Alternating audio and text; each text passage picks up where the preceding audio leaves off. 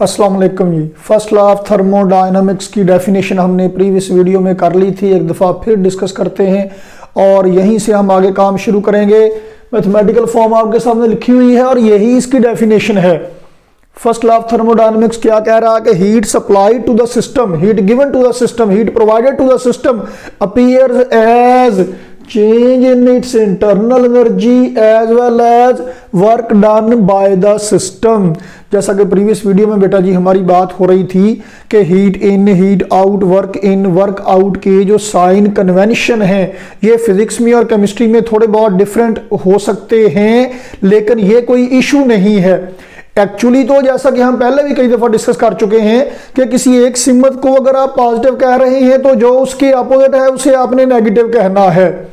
तो आप अगर हीट इन को पॉजिटिव कह रहे हैं तो आउट को नेगेटिव कहेंगे, आउट को पॉजिटिव कहना है तो इन को नेगेटिव कहेंगे। अब जिसको आप जो मर्जी कह सकते हैं, ये कोई इशू नहीं है। हमने बहरहाल सिलेबस को फॉलो करना होता है, तो जो हमारी बुक में है हमने उसके मुताबिक काम करना है। अगर कोई हर्ज नहीं है तो फिर क्या हर्ज है किसी की बात मानने में। और यही फर्स्ट लॉ ऑफ थर्मोडायनामिक्स की इक्वेशन ही आपको मुख्तलिफ शक्लों में मिलती है। इवन ये भी हो सकता है किसी का भी आपको ये इधर मिले, ये इधर मिले या ये इधर मिले, वो डिपेंड करता है कि उनकी साइन कन्वेंशन क्या है। As I have explained earlier कि हमने स्टीम इंजन के कंसेप्ट से इसको अडॉप्ट किया है कि हीट इन पॉजिटिव और work out positive. Rest of the terms heat in positive work out positive, तो हीट आउट नेगेटिव और वर्क इन नेगेटिव लिया जाता है। इसी सेंस में इक्वेशन लिखी गई है, heat in positive heat provided to the system is equal to delta U increase in internal energy, delta U positive plus work, work positive मतलब work done by the system हो सकता है। नाबी अली फर्स्ट लॉ ऑफ थर्मोडायनामिक्स हमें idea देता है क्या कि heat can be converted into work, heat भी एनर्जी है तो heat can be converted into work, तो हीट को वर्क में कन्वर्ट किया जा सकता है, किया जाता है।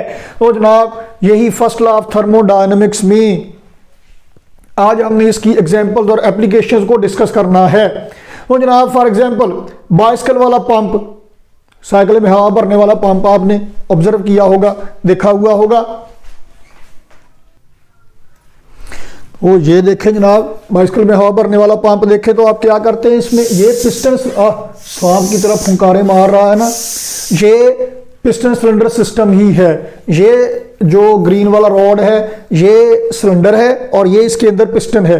तो जब आप इसे देखें, जब आप कंप्रेस करेंगे, आप इसे कंप्रेस कर रहे हैं, जब आप सिलेंडर के अंदर पिस्टन को ऐसे इंसर्ट करेंगे कंप्रेशन होगी। जरा मैं साइड पे रख लूं और बोर्ड पे अब बना के दिखाता हूं जनाब आपको। मार्कर कहाँ गया हमारा, लो जी ये हमारा पिस्टन सिलेंडर सिस्टम है और इसमें जब आप पिस्टन को कंप्रेस करेंगे work done on the system होगा, उसके नतीजे में गैस कंप्रेस होगी, तो गैस कंप्रेस होगी, वॉल्यूम कम होगा, मॉलिक्यूल करीब करीब आएंगे, कोलिजन के चांसेस ज्यादा होंगे, फ्रिक्शन ज्यादा होगी, जिसके नतीजे में सिस्टम की इंटरनल एनर्जी में यानी टेम्परेचर में इजाफा होगा। यही फर्स्ट लॉ ऑफ थर्मोडायनामिक्स है और यही हमारा कंसेप्ट कह रहा है, हमारा आइडिया कह रहा है। आप पंप को 2-4 दफा ऐसे करके दबाएं, हाथ लगा के देखें, गर्म होगा। वो हीट कहां से आई है, सिस्टम की इंटरनल एनर्जी में इजाफा हो रहा है।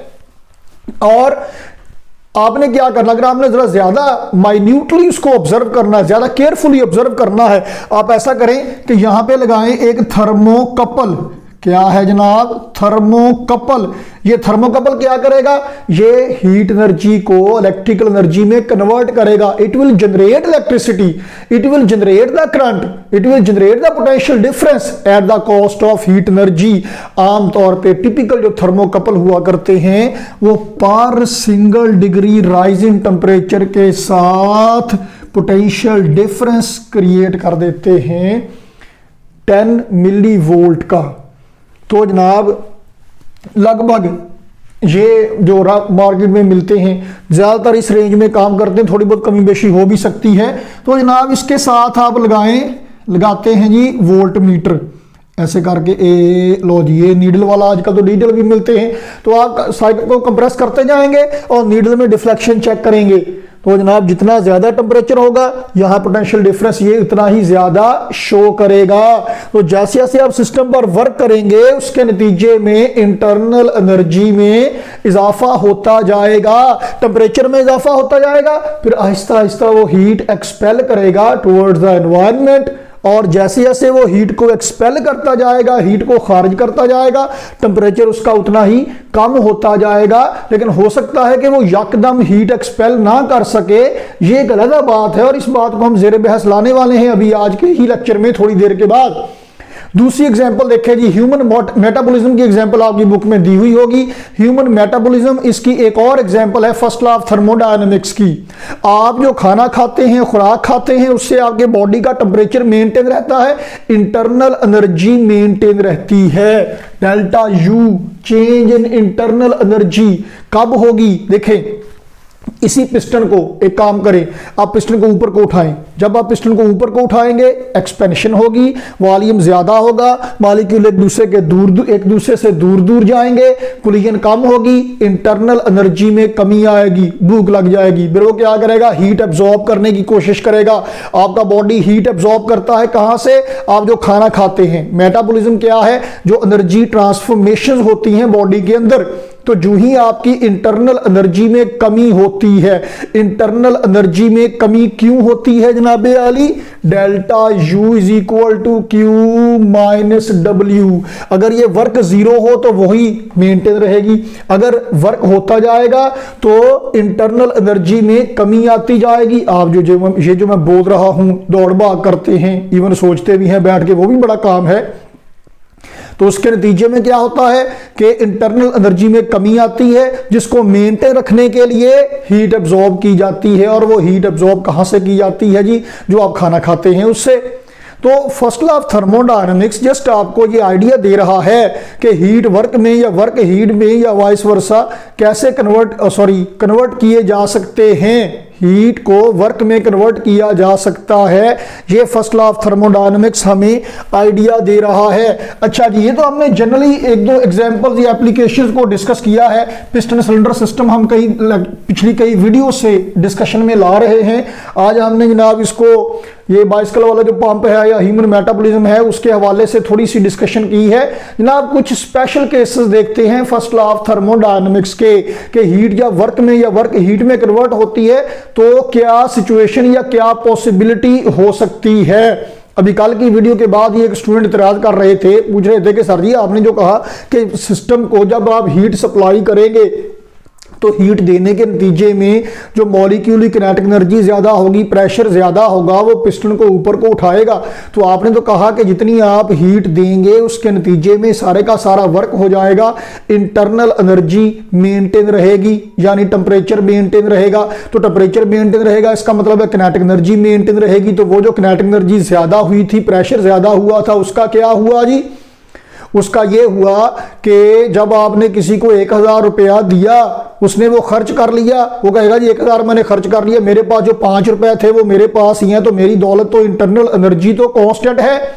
لیکن بیچ میں کچھ وقت آیا تھا جب اس نے 1000 روپیہ پکڑا تھا اور خرچ کرنے سے پہلے ابھی اس کے پاس زیادہ تھے, پروسیس چونکہ ہو رہا تھا.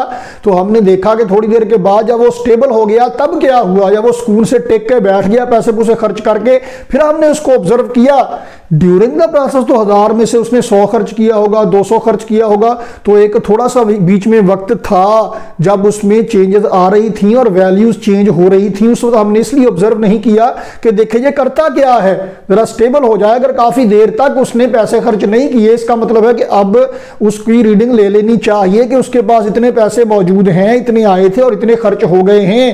جب وہ کام ہو رہا ہے تو ریڈنگ تو ہمارے پاس ساتھ ساتھ آ رہی ہوتی ہیں, لیکن ہم ان کو ایکسپلین مطلب ایکسپلور نہیں کرتے, یا مجھے بہتر لفظ استعمال کرنا چاہیے اس کی جگہ پہ کہ اس کو ہم بیان نہیں کرتے, بتاتے نہیں ہیں, یا اس کو پبلک نہیں کرتے. یہ بہتر لفظ ہے کہ وہ جو ویلیوز ہمارے پاس آ رہی ہیں ان کو ہم ریکارڈ تو کرتے جا رہے ہیں, لیکن جب تک ویلیو سٹیبل نہ ہو جائے تب تک کوئی بیان جاری نہیں فرماتے کہ اس نے کیا کیا ہے. तो वो तो भी कर रहा था। जब आपने हीट दी, किनेटिक एनर्जी ज्यादा हुई, प्रेशर ज्यादा हुआ, वो जितना ज्यादा हुआ पिस्टन को उतना ऊपर को उठा दिया, जब पिस्टन ऊपर को उठ के स्टेबल हो गया तो उस वक्त की ये बात है कि वॉल्यूम ज्यादा हो गया है, इंटरनल एनर्जी उसकी कांस्टेंट रही है।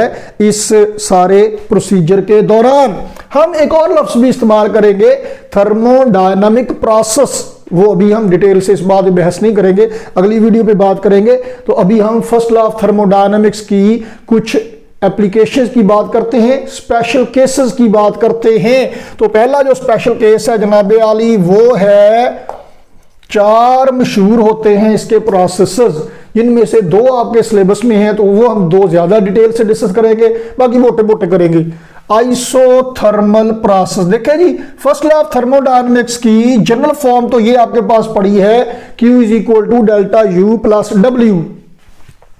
तो जनाब इसमें पहला केस है, पहली एप्लीकेशन है इसकी आइसोथर्मल प्रोसेस। आइसो का मतलब है ये सेम, थर्मल का मतलब है हीट, तो आइसोथर्मल का मतलब क्या हुआ, जो कांस्टेंट हीट पे जिसमें इंटरनल एनर्जी कांस्टेंट रहे, यानी जिसमें temperature of system remains constant.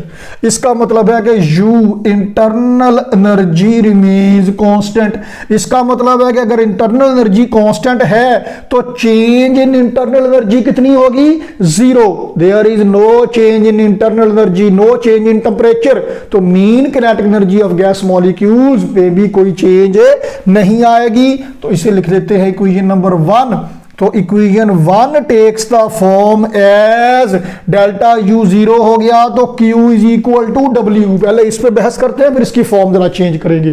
Q plus Q heat in is equal to work भी पॉजिटिव, मतलब वर्क आउट। हीट इन तो वर्क आउट, एक आया घर में तो दूसरा घर से निकल गया। हीट इन तो पिस्टन पहले यहां पे था, अब कहां पहुंच गया, नई पोजीशन उसकी डॉटेड लाइन से रिप्रेजेंट करते हैं, अब यहां पहुंच गया, एक्सपेंशन हुई है, वर्क आउट हुआ है। ये वही एग्जांपल है जो काफी दिनों से हम डिस्कस कर रहे हैं, काफी वीडियो से हम डिस्कस कर रहे हैं कि जब आपने सिस्टम को हीट सप्लाई की, हीट इन की गई, हीट इन हुई, तो नतीजा क्या हुआ, टेंपरेचर में इजाफा हुआ, इंटरनल एनर्जी में इजाफा हुआ। देखें ना, अब यहां पे भी एम्बिग्विटी आ गई है, आपको अगर कंफ्यूजन हो रही है कि सर जी अभी तो आपने कहा कि इंटरनल एनर्जी में चेंज नहीं आएगी, अब आप कह रहे हैं इंटरनल एनर्जी ज्यादा हुई, तो अभी वो ज्यादा हुई है, अभी सिस्टम स्टेबल नहीं हुआ। अब देखें वो करता क्या है, जो फाइनल उसकी स्टेज होगी उसके मुताबिक कहेंगे कि क्या हुआ है। तो हीट के नतीजे में क्या हुआ, आप यूं समझने कि जो काम हो गया उसको एक्सप्लेन किया जा रहा। हीट इन के नतीजे में क्या हुआ, किनेटिक एनर्जी ज्यादा हुई, टेंपरेचर ज्यादा हुआ, इंटरनल एनर्जी ज्यादा हुई, किनेटिक एनर्जी ज्यादा हुई, प्रेशर ज्यादा हुआ, धक्का मारा, पिस्टन ऊपर को उठा दिया और यहां पे आगे पिस्टन स्टेबल हो गया। तो फिर से इसका मतलब यह है कि जितनी हीट आपने दी उतना उसने वर्क कर दिया आपको, और नतीजा क्या हुआ कि डेल्टा U 0 रहा। जितनी हीट थी वो सारी की सारी वर्क में कन्वर्ट हो गई, जितनी हीट थी उतना उसने पिस्टन को ऊपर उठा दिया। जितनी किनेटिक एनर्जी ज्यादा हुई थी, प्रेशर ज्यादा हुआ था, धक्का मार के उतना ऊपर को उठा दिया, यहां पहुंच के प्रेशर फिर उतना ही है जितना पहले था। प्रेशर कैसे ऑब्जर्व करेंगे, आप ऐसा करें जैसे हम खड़े हो जाते टेबल पे, ऐसे हाथ रख के खड़े हो जाएं, ऐसे करके आपके हाथ को प्रेशर फील हो रहा है, गैस जो धक्का मारी है पिस्टन को, इस दबाव को आपने चेंज नहीं करना। तो क्या होगा जी, जब किनेटिक एनर्जी ज्यादा होगी, नीचे से प्रेशर ज्यादा होगा, आपका हाथ आहिस्ता आहिस्ता ऊपर को उठता जाएगा क्योंकि पिस्टन ऊपर को उठ रहा है, और आप अपना दबाव वैसे का वैसा रहेंगे। या आप यूं कह लीजिए कि पिस्टन के ऊपर चौंकड़ी मार के बैठ जाइए, अब वो आहिस्ता आहिस्ता ऊपर को उठा के यहां पे आ जाएगा, आपका लोड तो उतना ही है। तो ऊपर से प्रेशर जितना है अंदर से प्रेशर भी उतना ही है, तब ही वो यहां पे इक्विलिब्रियम में है, तब ही वो यहां पे स्टेबल स्टेट में मौजूद है। तो हुआ क्या, जब प्रेशर ज्यादा हुआ था, नीचे से फोर्स लगी थी, तो उसकी सिमत में डिस्प्लेसमेंट हो गया, अब रुक गया। इसका मतलब यह है कि अब वो कांस्टेंट हो गया है, स्टेबल हो गया है। तो जितनी किनेटिक एनर्जी ज्यादा हुई थी, जितनी किनेटिक एनर्जी पहले से ज्यादा हुई थी, उतना पिस्टन ऊपर को उठ गया। अब किनेटिक एनर्जी फिर से पहले वाली है, इंटरनल एनर्जी पहले वाली है, टेंपरेचर पहले वाला है। तो heat in work out, heat इन का मतलब यह है कि एक्सपेंशन हो गई है, सिस्टम एक्सपैंड हो गया है, इसने कोई वर्क किया है।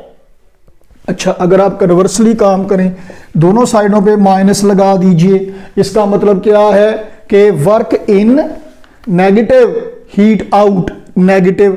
जब आप पिस्टन को नीचे को दबाएंगे तो नीचे को दबाएंगे, मॉलिक्यूल्स की किनेटिक एनर्जी पहले से ज्यादा होगी, क्योंकि जगह कम है ना, तो थोड़ी जगह में वो ज्यादा तेजी से मूव करेंगे, कोलिजन ज्यादा होगी, इंटरेक्शन ज्यादा होगी और नतीजे में फ्रिक्शन ज्यादा होगी, टेम्परेचर ज्यादा होगा, इंटरनल एनर्जी ज्यादा होगी, उतना हीट आउट होती जाएगी, हीट उतनी खारिज होती जाएगी सिस्टम से। तो वर्क इन मतलब हीट आउट, जितना आपने सिस्टम पर वर्क किया उतनी हीट उसने एक्सपेल कर दी, जितनी इंटरनल एनर्जी ज्यादा हुई थी, कंप्रेशन के नतीजे में टेम्परेचर ज्यादा हुआ था, उतनी हीट उसने एक्सपेल कर दी और अपना टेम्परेचर, अपनी इंटरनल एनर्जी उसने मेंटेन रखी, वो उसने बरकरार रखी है। लेकिन इसके लिए क्या होगा, क्या होना चाहिए, यह काम हौली हौली होगा, स्लो स्लो होगा, यकदम नहीं होगा। पतरस बुखारी का एक शेर है बड़ा मजेदार कि धीरे धीरे दिल ने दुनिया नई बसा ली और हमें खबर तक ना हुई। आहिस्ता आहिस्ता तब्दीलियां आती रहती हैं। 5 साल 6 साल पहले आप क्या थे, अगर आप आज सोचें, इंसान की तरक्की और जहनी इर्तिका, मेंटल जो एवोल्यूशन है, मेंटल प्रोग्रेस, उसकी निशानी क्या है कि जब आप आज ये सोचें कि आज से 5 साल पहले या 10 साल पहले आप क्या थे और क्या करते थे, तो आपको हंसी आए कि यार कितना मैं बेवकूफ़ होता था। इसका मतलब है कि आप पहले से कुछ बेहतर पोजीशन पे हैं। आज मैं अपने आप को बहुत अक्लमंद समझ रहा हूँ जब मैं ये वीडियो रिकॉर्ड कर रहा हूँ, और मुझे लगता है कि मैं बड़ा, क्या बात है जी, मैं बड़ा पढ़ा रहा हूँ। और आज से 5-6 साल के बाद जब मैं वीडियो देखूँ तो मुझे हंसी आ गई, यार कितना मैं, कैसे मैं फुलिश एक्ट किया करता था, कैसे ड्रामे किया करता था। तो इसका मतलब ये है कि अब कुछ तब्दीली आ गई है। अगर आप आज भी 20 साल पहले जैसे हैं नहीं, तो फिर इसका मतलब है कि आप आज भी वहीं के वहीं फंसे हुए। ज़माना नहीं बदलता, आप बदलते हैं, आपकी तबीयत बदलती है, आपकी सोच बदलती है, आप पहले से प्रोग्रेस कर जाते हैं। इसलिए आपको लगता है कि ज़माना बदल गया, क्योंकि आपकी ज़माने को देखने का तरीका आपका बदल गया होता है। अच्छा, बहरहाल तो जनाब स्लो चेंजेस होती हैं जो कि आइसोथर्मल होती हैं। चले मैं यहां पे लिख देता हूं कि स्लो, ओहो स्लो लिखा गया, स्लो चेंजेस आर आइसोथर्मल। हौली हौली देखें होता गया है कि किसी ज़माने में जब मैं नया नया पढ़ाने लगा, 2006 में मैंने पढ़ाना शुरू किया एमफिल कंप्लीट करने के बाद, तो शुरू में प्राइवेट इदारे में पढ़ाना शुरू किया, सैलरी भी कम थी, तो अकेडमी का सेटअप भी छोटा सा था, थोड़े से बच्चे होते थे, थोड़ी सी आमदनी होती थी, तो ठीक था। आहिस्ता आहिस्ता क्या हुआ जी, सैलरी पैकेजेस बेहतर होते गए, स्टूडेंट्स और आते गए, फीसें बढ़ती गई, तो अब पहले से काफ़ी ज़्यादा है। लेकिन इतना महसूस क्यों नहीं होता, क्योंकि आहिस्ता आहिस्ता, रूसी ज़बान का मुहावरा है एक कि जिस घर की छत बड़ी होगी उस पर बर्फ़ भी ज़्यादा गिरेगी। तो जैसे जैसे आपकी आमदनी ज़्यादा होती है, खर्चे भी आहिस्ता आहिस्ता वैसे ही ज़्यादा होना शुरू हो जाते हैं। तो होता गया है कि जैसे जैसे इंटरनल एनर्जी में इजाफा होता है वैसे वैसे हीट भी एक्सपेल होती जाती है, पता ही नहीं चलता। यकदम अगर हो फिर मसला होता है, लेकिन ये रूटीन का कुछ ना कुछ पैसे आते रहते हैं, कुछ खर्च होते रहते हैं, ये रूटीन होती है। अगर यकदम कोई खर्चा ज्यादा आ जाए, उतनी आमदनी ना हो, फिर बैंक से निकलवाने की जरूरत पड़ती है। यकदम पैसे ज्यादा आ जाए, खर्च थोड़ा हो जाए, तो फिर जमा कराने की जरूरत महसूस होती है। रूटीन में कुछ आ गया, कुछ चला गया, कुछ आ गया, कुछ चला गया, थोड़े आ गए, दाल पका ली, ज्यादा आ गया, चिकन पका लिया, उससे ज्यादा आ गया, मटन पका लिया, उससे ज्यादा आ गया, होटलिंग कर ली, तो क्या होगा जी, स्लो चेंजेस आर आइसोथर्मल। क्योंकि हीट इन होगी हौली हौली, जितनी इंटरनल एनर्जी में इजाफा होगा उतना वो वर्क कर देगा। 10 रुपए मिले 10 का काम कर दिया, 20 दिहाड़ीदारों की तरह, 20 रुपए मिले 20 का काम कर दिया, 100 मिले 100 का काम कर दिया, या 100 रुपया दिया गया तो वो खर्च कर दिया, 20 रुपए मिले वो खर्च कर लिए।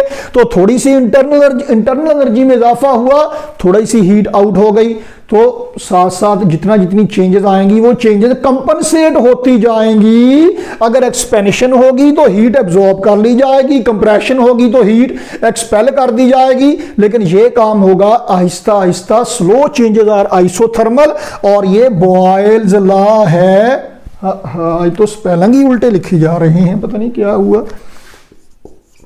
तो जनाब ये बॉयल्स लॉ है जो आइसोथर्मल प्रोसेस है, जो कांस्टेंट टेम्परेचर पर होता है। तो इसमें क्या होता है, प्रेशर और वॉल्यूम में इनवर्स रिलेशन होता है कि जैसे जैसे आप वॉल्यूम ज्यादा करेंगे, देखें अब इस बात को एक्सप्लेन करते हैं इस नुक्ता नजर से।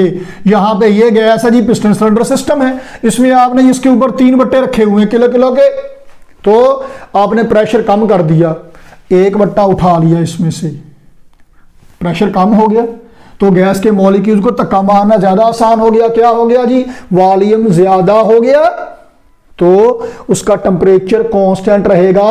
क्योंकि इस एक्सपेंशन के लिए यहां पे देखिए आपसे कहा गया था कि जब पिस्टन को ऊपर को उठाया जाएगा तो वो हीट को एब्जॉर्ब करेगा। यहां पे हीट एब्जॉर्ब करने की जरूरत नहीं पड़ी, क्यों, ऊपर लोड कम कर दिया गया, प्रेशर कम कर दिया गया, वॉल्यूम उससे ज्यादा हो गया। जो सिस्टम ने वर्क किया, वर्कआउट हुआ, उस वर्क के लिए हीट एब्जॉर्ब करने की जरूरत नहीं महसूस हुई, क्योंकि प्रेशर कम हो कर दिया गया है। अगर आप यहां पे प्रेशर ज्यादा कर देंगे, 3 की बजाय 4 बट्टे कर देंगे, तो जब प्रेशर ज्यादा होगा, यहां से प्रेशर ज्यादा होगा, तो गैस के मॉलिक्यूल बेचारे ज्यादा धक्का मारेंगे, उसको बैलेंस करने के लिए, ज्यादा धक्का मारने के लिए उनकी किनेटिक एनर्जी ज्यादा होगी, तो उसके लिए उनको हीट देना पड़ेगी, वो तो हम नहीं दे रहे, आइसोथर्मल प्रोसेस है।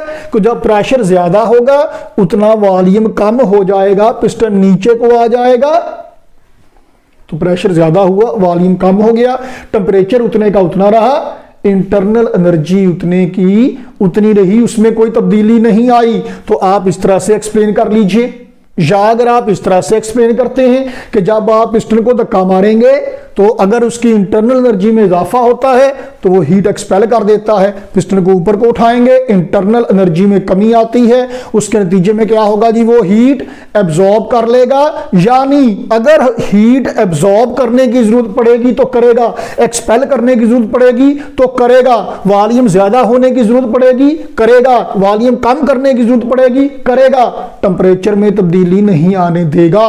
तो अगर टेम्परेचर में तब्दीली नहीं आती तो ये बॉयल्स लॉ है, तो ये आइसोथर्मल प्रोसेस है, कांस्टेंट टेम्परेचर पे होने वाला प्रोसेस है। इसमें आइसोथर्मल प्रोसेस में heat can be absorb, heat can B expelled, लेकिन टेम्परेचर में कोई तब्दीली नहीं आएगी, इंटरनल एनर्जी में कोई तब्दीली नहीं आएगी। तो इसकी PV diagram, pressure volume diagram कैसी बनेगी, ऐसे करके बनेगी। इसे कहते हैं आइसोथर्म, ये जो कर्व है इसे क्या कहते हैं, आइसोथर्म, कांस्टेंट टेम्परेचर पे होने वाला ये प्रोसेस है। तो जनाब आगे चले, आगे जनाब इसका दूसरा केस आने वाला है, एडियाबैटिक प्रोसेस जी। तो जनाब मैं इसको अब मैं पिस्टन सिलेंडर सिस्टम नहीं बनाऊंगा, ये मैं यहां पे लिखा रहने देता हूं ताकि साथ ही साथ लिखा होगा, कंपैरिजन करना जरा आसान होगा। दूसरा है जनाब, तो आपने अभी तक ये देखा बेटा जी कि slow changes are isothermal changes. आमतौर पे ये स्लो चेंजेस क्या है, आप पानी का वेपरेट होके वेपर में कन्वर्ट हो जाना, वेपर्स को वापस लिक्विड में कन्वर्ट करना, लिक्विफिकेशन ऑफ गैसेस, तो जनाब ऑपरेशन, कंडेंसेशन, ये स्लो प्रोसेसेस हैं और ये रिवर्सिबल होते हैं। बहरहाल ये अगली वीडियो में हम डिस्कस करेंगे रिवर्सिबल और इरिवर्सिबल प्रोसेसेस क्या होते हैं। नेक्स्ट है जनाब एडियाबैटिक प्रोसेस, ये दूसरा स्पेशल केस है फर्स्ट लॉ ऑफ थर्मोडायनेमिक्स का, या दूसरी एप्लीकेशन है फर्स्ट लॉ ऑफ थर्मोडायनेमिक्स की। ये क्या कहता है, ये है जनाब रैपिड चेंजेस, रैपिड चेंजेस और एडियाबैटिक, तेजी से होने वाला जो प्रोसेस है वो एडियाबैटिक है, जल्दी में किए गए फैसले, इरिवर्सिबल, इनको वापस नहीं लाया जा सकता। तो जनाब एडियाबैटिक प्रोसेस में क्या होगा, नो हीट एंटर्स और लीव्स द सिस्टम, सिस्टम में कोई हीट ना तो एंटर होती है ना सिस्टम से बाहर निकलती है। क्यों, या तो उसका अंदर दाखिल होने का या बाहर निकलने का रास्ता रोक दिया जाता है, या फिर रास्ता होता है लेकिन उसे इतना मौका ही नहीं मिलता कि वो अंदर आए या बाहर जाए, या मौका नहीं मिलता या रास्ता नहीं मिलता। तो जनाब आली इसमें क्या है, Q is equal to heat in heat out, ये जीरो। तो first law of thermodynamics equation 1 takes the form as क्या, 0 is equal to delta U plus W। तो there can be two possibilities, क्या W is equal to minus delta U या minus W is equal to delta U। तो दोनों पे बारी बारी बहस करते हैं। चलिए जगह है थोड़ी सी, पिस्टन सिलेंडर सिस्टम बना ही लेते हैं। लो जी, तो हीट तो अंदर एंटर नहीं होने देनी। अब उसके लिए क्या करें, दो तरीके हैं जिनसे आप ये डिसाइड कर सकते हैं कि आपने किस तरह से हीट को अंदर या बाहर आने जाने से रोकना है। There are two possibilities. क्या करें, पहली पॉसिबिलिटी क्या है, सिस्टम को रखें थर्मल रेजर्वायर पे। ये सिर्फ सिंबॉलिकल है, असल में ऐसी कोई स्टैंड नहीं है जिस पे रखना है। रेजर्वायर का मतलब क्या होता है, भांडा। थर्मल रेजर्वायर किससे कहते हैं, ये जो थर्मस फ्लास्क है, थर्मोस चाय पाने वाला, उसमें क्या होता है, गर्म शाय गर्म रहती है, ठंडी शाय ठंडी रहती है। क्यों, क्योंकि नो हीट एंटर और लीव द सिस्टम। डबल तय में बना लेते हैं। आइसक्रीम बेचने वाले गली मोहल्ले में फिरते हैं, उसके ऊपर बोरी लपेटी होती है।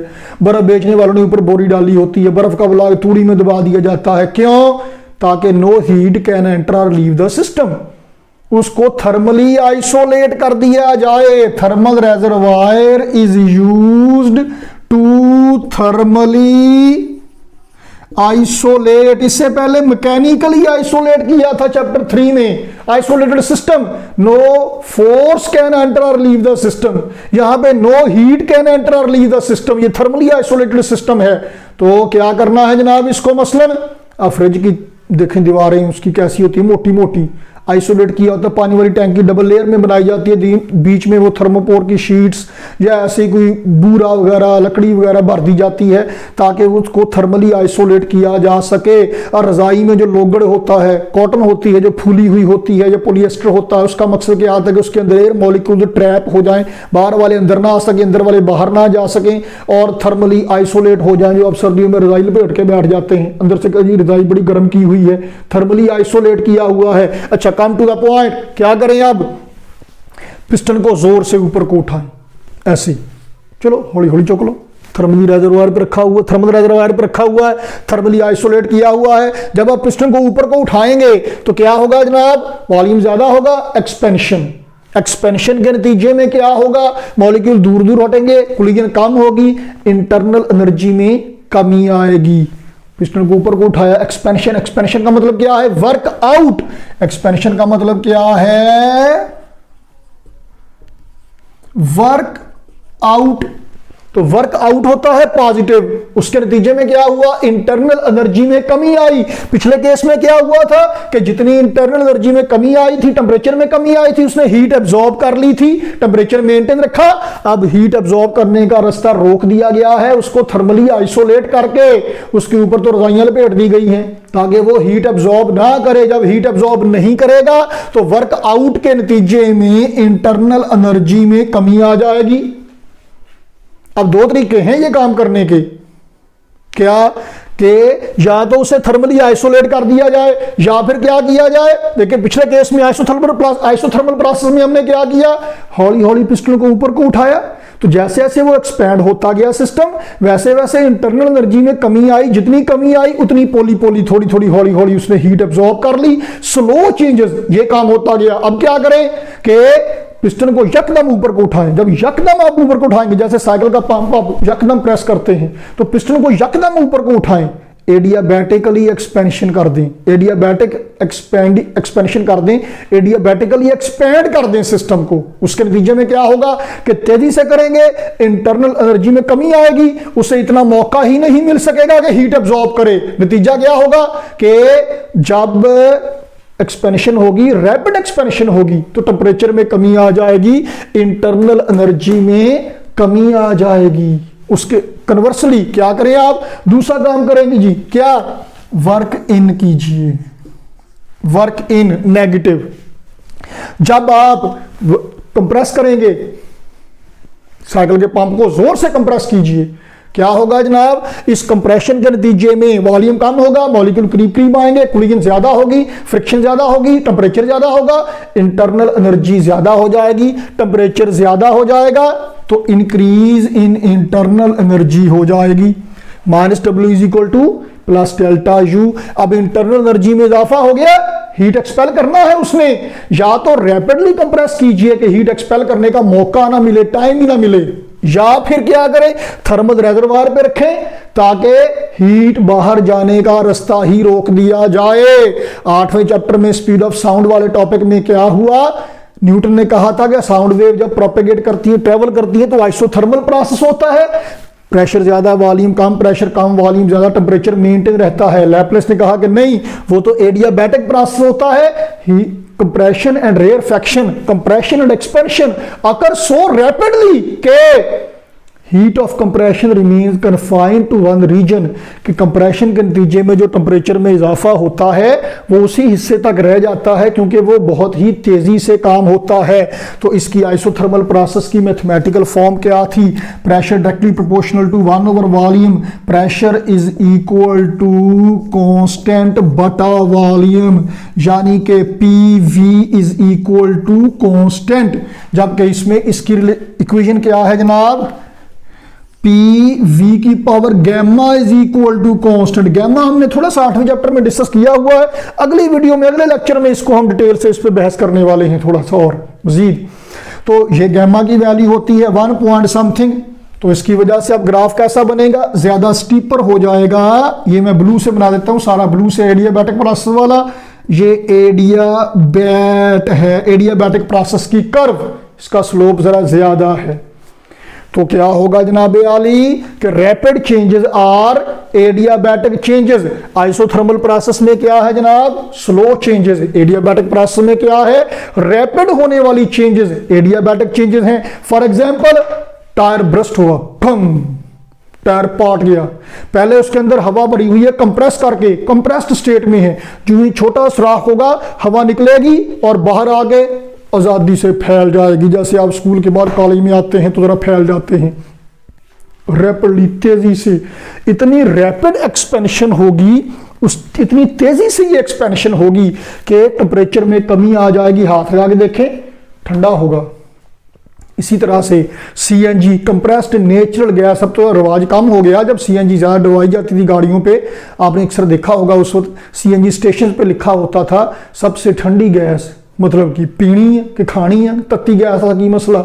मतलब क्या, जितनी गैस ज्यादा कंप्रेस की होगी वो जब आप उसको सिलेंडर में लगाएंगे, गाड़ी के सिलेंडर में, अंदर सिलेंडर खाली है, उतनी जितनी ज्यादा कंप्रेस की होगी उतनी ही ज्यादा एक्सपेंड होगी। जितनी ज्यादा एक्सपेंशन होगी, एडियाबैटिक एक्सपेंशन है, टेम्परेचर उतना ही ड्रॉप होगा, उतनी ठंडी होगी। तो जितनी ज्यादा कंप्रेस की हुई है, जब आप भरने लगेंगे, सिलेंडर को हाथ लगा के देखेंगे, ठंडा उतना ही ज्यादा होगा। और फिर उसका मतलब क्या है कि उतनी ज्यादा गैस भरी जाएगी सिलेंडर में, क्योंकि वो ज्यादा कंप्रेस करके उन्होंने रखी हुई है।